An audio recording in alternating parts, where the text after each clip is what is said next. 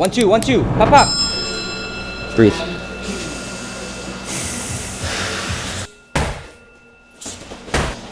Yeah, body, body. Pop, pop. Visualize shots. Defense, defense, counter. Defense, defense, counter. There's a couple bosses I had to choose. Welcome back to the YouTube channel, Koi Fam. I appreciate you guys all.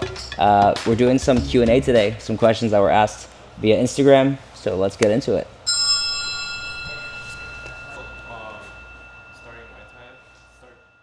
When you compare yourself to someone else, you're either going to feel really good or really bad. And they're on TV. We know their names because they are the exception. They are the best of the best. They're the cream of the crop. And it's very unlikely that you will make it. And if that's your only goal, you're probably going to quit. I think you have to do this sport for the love of it. Now, I'm saying that from a place of privilege. There's some ties that, you know, didn't have a choice. Like, that's what they had to do. They were sold to a gym or they fought in gyms their whole life. Like, when you're coming to it as a choice, do it for the love of it. Like, so many people are so obsessed with, like, what you get out of it, but the beauty is like who you become in the process of pursuing it. I've been doing martial arts since I was 3 years old, and I will continue to do it till the day I die. And it's very obvious, but if I die at 90 years old and I kept learning at the pace I'm learning at, there would be more about martial arts that I didn't know than I did know. And that's the beauty, is like I get to make my style. I get to follow my curiosity. And that's what the people that last in the art are, those that love it. I see this very commonly with like young athletes that are competing early, 14, 15, 16. And it's all about competition. They get their first girlfriend or they start school and like the art goes aside. And like, that's okay. But if you want to like really love the art and live the lifestyle, like it's going to ebb and flow, right? I've had times in my life, like I haven't trained really for the last year because of injuries. Like I'm still doing what I can, still my job and my profession. But I've also had times in my life where I was training 2-3 times a day, 6 days a week, like grinding because I loved it. And it ebbs and flows that way. And I think don't compare yourself to anyone else. Do the journey, figure out why you're doing it, and love the journey, love the sport. And on that note as well, let's talk about motivation, because the reality is motivation is a very weak driver. It's very weak fuel. But it's a necessary part of what gets you moving. You have to be inspired. You have to be motivated to start, but it's not going to keep you going. Advice that was given to me was ask yourself why. Like, why are you doing martial arts? Why are you fighting? 5 times. Because once you've asked yourself, like, why are you fighting? Oh, because I want to. Why? Because I want to find out if I know what I know works. Why? Maybe you feel insecure. Maybe you feel like everyone's got their reasons. But when you really get down to the nitty gritty, you've asked yourself 5 times and you know why, that becomes your purpose. And the art becomes the vessel for which you pursue that purpose of your why, right? For a lot of people, I would say the biggest thing martial arts gives to people that they might not expect is confidence, right? Like I've seen people come in here with their shoulders down and their head down and like they're scared to look me in the eye. So they start walking different. They're proud of their chest. They're standing up. They're smiling. They're waving at people. Because to make eye contact with someone is to invite them. And if you're insecure, you're not able to do that. But that confidence they built in the gym changed fundamentally everything in their life. It changed their ability to parent their kid. It changed their ability to show up in the world. Maybe they got more money. They got that promotion. They asked that person out they're so interested in, because I personally I've built everything that I am and believe in through the confidence I've built in this gym. That's where I built my confidence. And then that's given me the confidence to go further, to try things, to not be afraid of looking stupid. And I think that's the beauty of this gift. It's not becoming the most dangerous thing you can be. It's to love the art of it. And part of the art of it is what you become in the process of refining your art, your sport, your movement.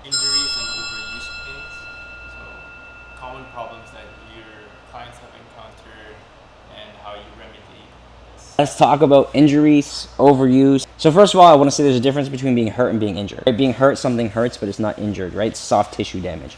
Being injured is like something that hinders you from your sport and movement. So if I hit my shin and I'm bruised, I'm hurt.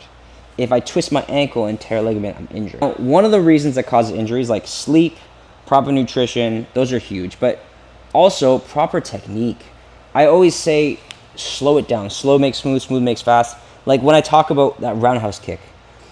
Roundhouse kick reminds me of pivoting on my planted leg with perfect balance on the ball of my foot. If my heel is on the ground, it acts as a brake, and that torque here is going to damage the inside of my knee. A lot of people have pain in the inside of their knee because they're not throwing the kick right. It's not their coach's fault. You have 40 people in a class, you can't go and correct everyone, right? You're throwing a punch wrong, you get tendinitis. What I will say is don't ignore pain. If something is wrong, and I get it's a luxury, maybe don't go check it out if you can't afford it, but prehab it, talk to others that have been through it, and if it's really bad, like, get it looked at.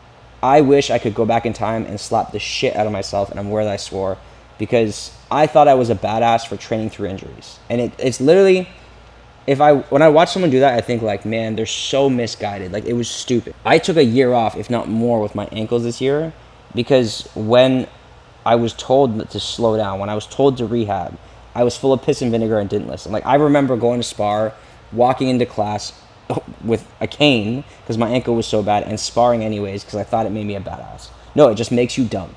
Do not do that. Take care of your body. You cannot do this sport if your body is not healthy. If you are injured, do the proper protocol. And also, don't just do something because someone told you. So, like, the perfect example is rice. Rest, ice, compression, elevation. The guy who created rice came out and he's like, yo, this was wrong. This is not the protocol we should be doing. I was wrong. Ice stops swelling. Swelling brings blood to it, and that helps the speed of healing. Ice is really good for one reason only. If I am in a tournament and I injure myself and I gotta perform immediately, that's when ice will help me. Other than that, the movement, instead of rice, they go meat. So movement, exercise, I don't know how to say the word, but it's like medication and therapies. So it depends on the injury too. Like, if you have gout, for example, something I've suffered with, and you have crystals, deposits in your soft tissue, you don't want to be moving, but you want to move to like the bare minimum of where something hurts, and then move it, and that's going to stimulate the blood flow. You can do hot cold therapy because that acts like a pumping action as it vasodilates, which is open, and vasoconstricts, so it like kind of pumps. But be educated and don't go back too early. Like, the sport will always be there. I think it's a little bit different with athletes that are like competing and that's their profession, but too many injuries will make you quit. And so take care of your body. It's not fun. It's not good. You don't want to be in chronic pain. I know so many fighters that are in chronic pain because we thought we were badasses, and we all say the same thing, like, just take care of yourself. Southpaw, which is more effective, a counter fighter or being aggressive?